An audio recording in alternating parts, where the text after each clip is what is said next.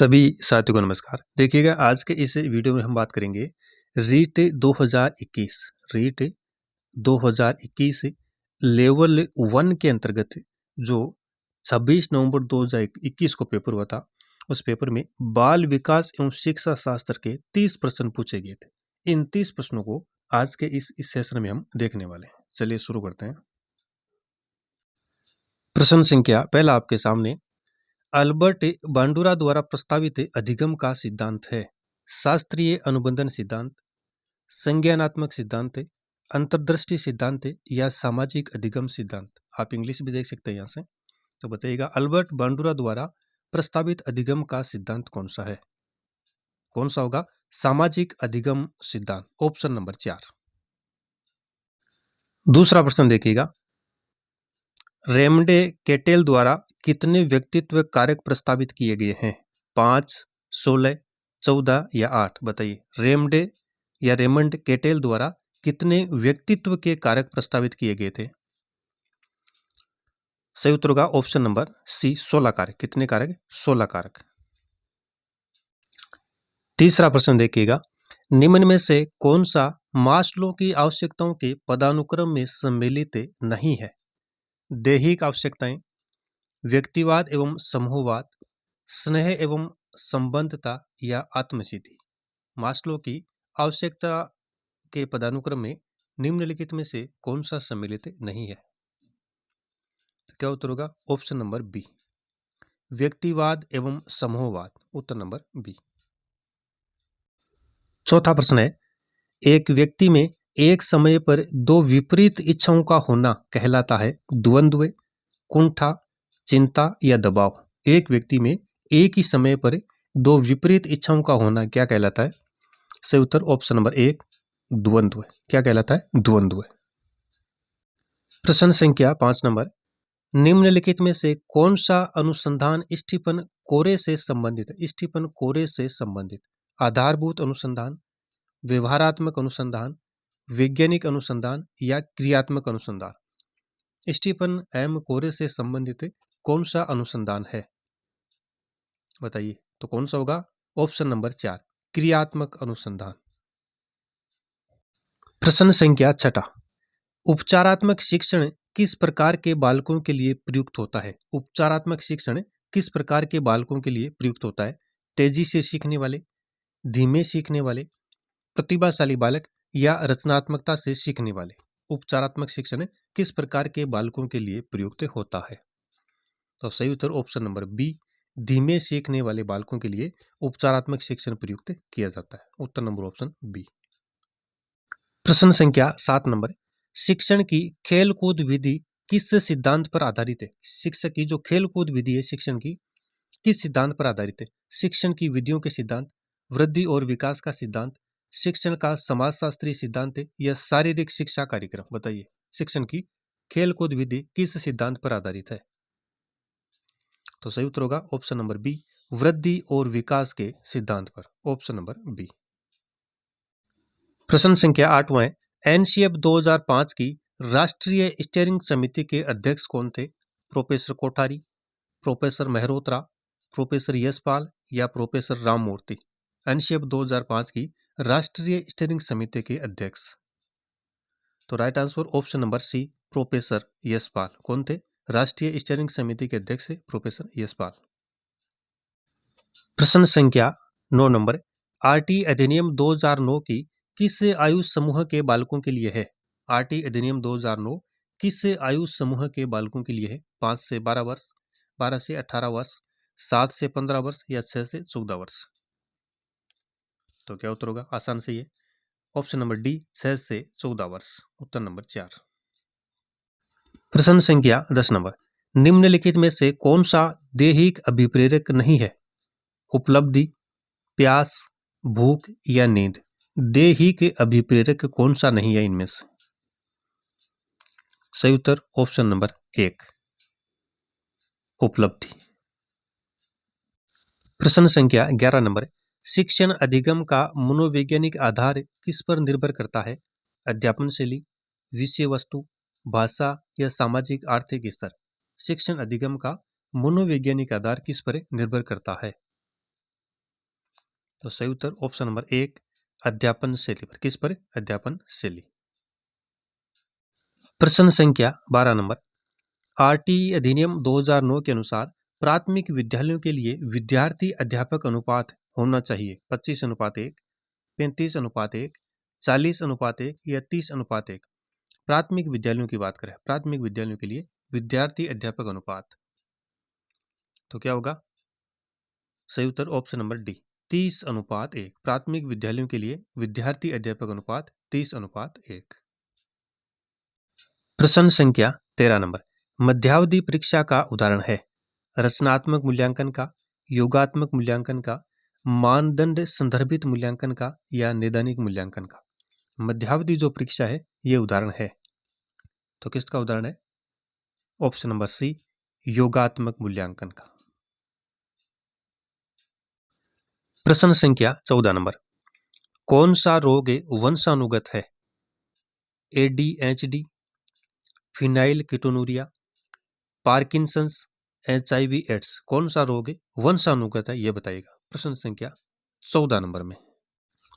तो क्या होगा सही उत्तर? ऑप्शन नंबर बी फिनाइल कीटोनुरिया, ये एक वंशानुगत रोग है। उत्तर ऑप्शन नंबर बी। 15 नंबर प्रश्न है, निम्नलिखित में से कौन सा बुद्धि का निष्पादन परीक्षण है? भाटिया बैटरी, रोड्सा परीक्षण, WAIS या रेवन का SPM। कौन सा बुद्धि का निष्पादन परीक्षण है प्रश्न संख्या 15 में? तो कौन सा चारों में से? ऑप्शन ए होगा भाटिया परीक्षण, ऑप्शन नंबर 1। प्रश्न संख्या 16 नंबर, मानव विकास आजीवन चलता रहता है, यद्यपि दो व्यक्ति बराबर नहीं होते हैं, किंतु सभी सामान्य बालकों में विकास का क्रम एक सा रहता है। इस प्रकार एक सा रहता है। यह कथन विकास के किस सिद्धांत की ओर संकेत करता है? सतत विकास का सिद्धांत, समान प्रतिरूप का सिद्धांत, परस्पर संबंध का सिद्धांत या सामान्य से विशिष्ट अनुक्रियाओं का सिद्धांत? बताइएगा सही उत्तर। Right answer option number C, option number C समान प्रतिरूप का सिद्धांत।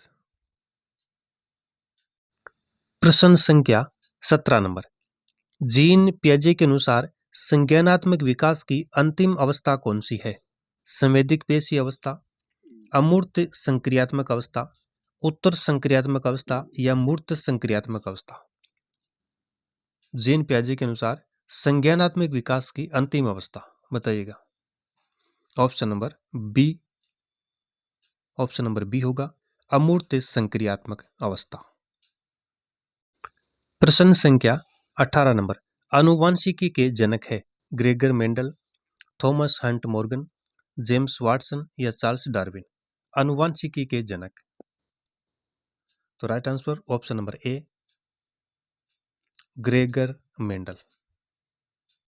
प्रश्न संख्या 19 नंबर, व्यक्तित्व का मनोविश्लेषणात्मक सिद्धांत किसने प्रतिपादित किया? Abraham Maslow, Sigmund Freud, Carl Rogers या जीन पियाजे? व्यक्तित्व का मनोविश्लेषणात्मक सिद्धांत किसने प्रतिपादित किया? तो क्या उत्तर होगा? ऑप्शन बी होगा सिगमंड फ्राइड। प्रश्न संख्या 20 नंबर, एक 10 वर्षीय बालक की मानसिक आयु 12 है तो उसकी बुद्धि लब्धि होगी 100, 90, 120 या 110। मानसिक आयु 10 वर्ष, एक बालक 10 वर्ष मतलब 10 वर्षीय बालक है, उसकी मानसिक आयु 12 है तो उसकी बुद्धि लब्धि क्या होगी बताइएगा प्रश्न संख्या 20 नंबर। तो क्या होगा सही उत्तर? ऑप्शन नंबर सी 120। अगला देखिएगा प्रश्न संख्या 21 नंबर, व्यक्तिगत भिन्नता को निर्धारित करने में निम्न में से कौन सा जैविक कारक नहीं है? आनुवंशिकता, जन्मजात स्वभाव, अभिभावक बालक संबंध या शारीरिक स्वास्थ्य? व्यक्तिगत भिन्नता को निर्धारित करने में कौन सा जैविक कारक इनमें से नहीं है बताइए। सही उत्तर होगा ऑप्शन नंबर सी अभिभावक बालक संबंध, उत्तर नंबर सी। प्रश्न संख्या 22 नंबर, डाउन संलक्षण का कारण है त्रिगुण सूत्रता 20, त्रिगुण सूत्रता 21, XXY गुणसूत्र या त्रिगुण सूत्रता 22? बताइए डाउन संलक्षण का कारण। Right answer option number B,